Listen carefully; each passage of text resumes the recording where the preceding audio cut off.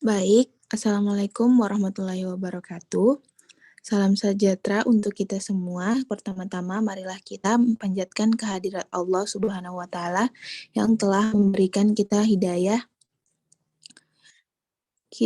dan kita dapat berkumpul di tempat ini walaupun secara daring. Selanjutnya, kami dari kelompok 4 mengucapkan terima kasih kepada dosen pengampu mata kuliah ini yang telah memberikan kesempatan kepada kelompok kami untuk memaparkan materi yang berjudul konseling REP.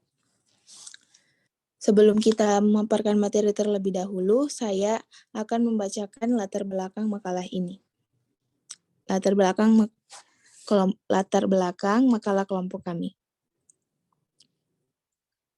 Dalam proses konseling, REP, Rational Emotive Behavior Therapy, berfokus pada tingkah laku individu akan tetapi menekankan bahwa tingkah laku yang bermasalah disebabkan oleh pemikiran yang irasional, sehingga fokus penanganan pada pendekatan REP. Pemikiran individu, tujuan diterapkan REP adalah untuk memperbaiki dan mengubah segala perilaku dan pola pikir yang irasional dan tidak logis menjadi rasional dan logis agar klien dapat mengembangkan dirinya. Baik, untuk mengefisienkan waktu langsung saja kepada pemateri pertama, yaitu Saudari Rahmatri Wijayanti, dipersilahkan. Baik, terima kasih atas waktu yang diberikan kepada saya. Langsung saja saya akan membacakan teknik-teknik konseling REP.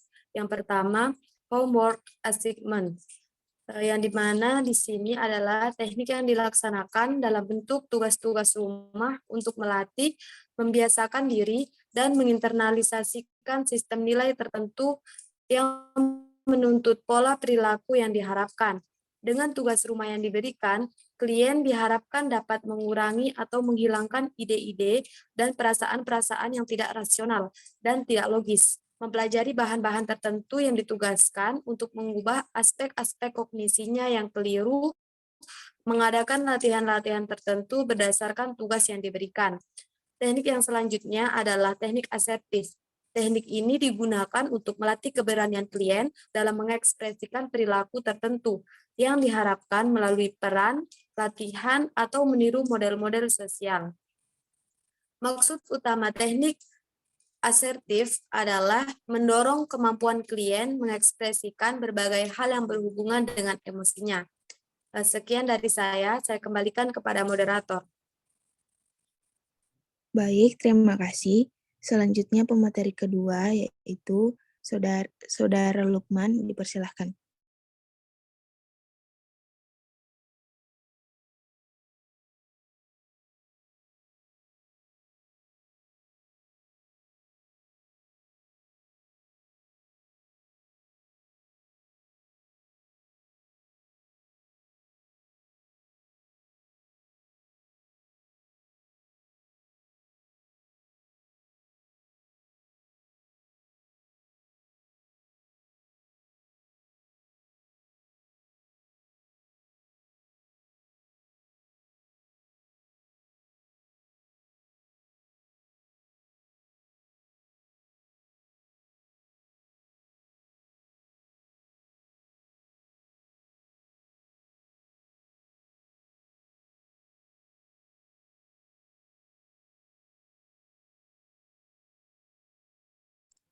Mohon maaf, mungkin Saudara Lukman ada gangguan, jadi kita alihkan ke Saudari Rahma. Baik, saya akan melanjutkan teknik selanjutnya, yaitu teknik-teknik emotif atau afektif. Teknik ini meliputi asertif, adaptif, teknik yang digunakan untuk melatih, mendorong, dan membiasakan klien untuk secara terus-menerus menyesuaikan dirinya dengan perilaku yang diinginkan. Yang kedua, bermain peran teknik untuk mengekspresikan berbagai jenis perasaan yang menekan melalui suatu suasana yang dikondisikan sedemikian rupa, sehingga klien dapat secara bebas mengungkapkan dirinya sendiri melalui peran tertentu. Teknik yang ketiga yaitu imitasi teknik. untuk menirukan secara terus-menerus suatu model perilaku tertentu dengan maksud menghadapi dan menghilangkan perilaku sendiri yang negatif. Yang terakhir adalah teknik-teknik behavioristik. Yang pertama itu ada reinforcement, yaitu memberi penguatan, teknik untuk mendorong klien ke arah perilaku yang rasional dan logis, dengan jalan memberikan pujian verbal atau reward, ataupun hukuman punishment. Sedangkan yang kedua yaitu social modeling. Teknik ini digunakan untuk membentuk perilaku-perilaku baru pada klien. Teknik ini dilakukan agar klien dapat hidup dalam suatu model sosial yang diharapkan dengan cara imitasi atau meniru, mengobservasi, dan menyesuaikan dirinya. Sekian dari saya kembalikan kepada moderator. Baik, terima kasih. Selanjutnya, kepada pemateri ketiga, yaitu Saudari Abel. Dipersilahkan. Terima kasih kepada moderator yang telah memberikan kesempatan kepada saya.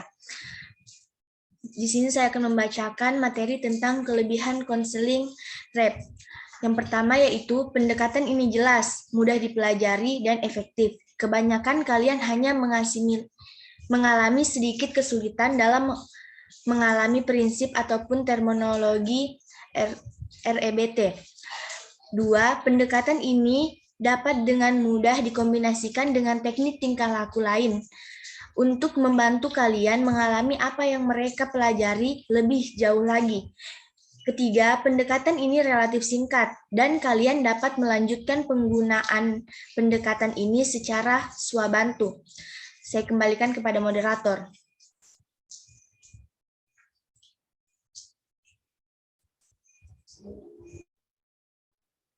Baik, terima kasih. Pemateri keempat akan dibacakan oleh Saudari Kak Wow. Oke, terima kasih atas waktu yang diberikan kepada saya. Di sini saya akan melanjutkan dari kelebihan konseling REP. Yang keempat itu pendekatan ini menghasilkan banyak literatur dan penelitian untuk kalian untuk klien dan konselor. Hanya sedikit teori lain yang dapat mengembangkan materi biblioterapi seperti ini. Kemudian yang kelima, pendekatan ini terus-menerus berevolusi selama bertahun-tahun dan teknik-tekniknya telah diperbaiki. Kemudian yang terakhir, pendekatan ini telah dibuktikan efektif dalam merawat gangguan kesehatan mental parah seperti depresi dan ansietas. Baik, terima kasih. Baik, kepada pemateri terakhir, yaitu Saudari Wulandari. Dipersilahkan. Terima kasih. Di sini saya akan membacakan materi yaitu kekurangan konseling REP. Yang pertama, pendekatan ini tidak dapat digunakan secara efektif pada individu yang mempunyai gangguan atau keterbatasan mental seperti schizophrenia dan keterbatasan dan mereka yang mempunyai kelalaian pemikiran yang berat. Kemudian yang kedua, pendekatan ini terlalu diasosiasikan dengan penemuannya Albert Ellis. Banyak individu yang mengalami kesulitan dalam memisahkan teori dari keekstrikan Ellis. Yang ketiga, pendekatan ini langsung dan berpotensi membuat konselor selalu fanatik dan ada kemungkinan tidak merawat klien seideal yang semestinya.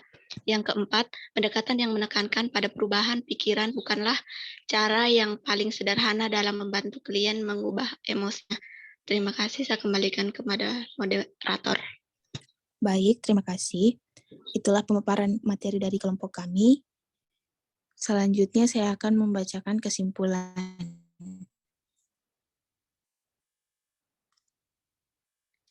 Kesimpulannya yaitu, REP merupakan pendekatan konseling yang dirancang untuk membantu individu meminimalisir gangguan emosi dan perilaku merusak diri, serta mendorong mereka untuk hidup secara lebih bermakna dan bahagia.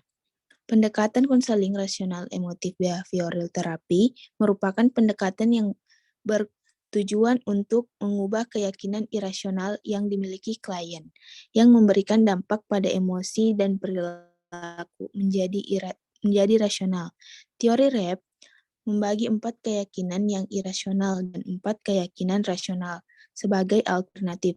Tuntutan merupakan keyakinan irasional yang pertama dan utama. Baik, itu saja. Kurang dan lebihnya mohon dimaafkan. Wabillahi taufiq wal hidayah. Wassalamualaikum warahmatullahi wabarakatuh.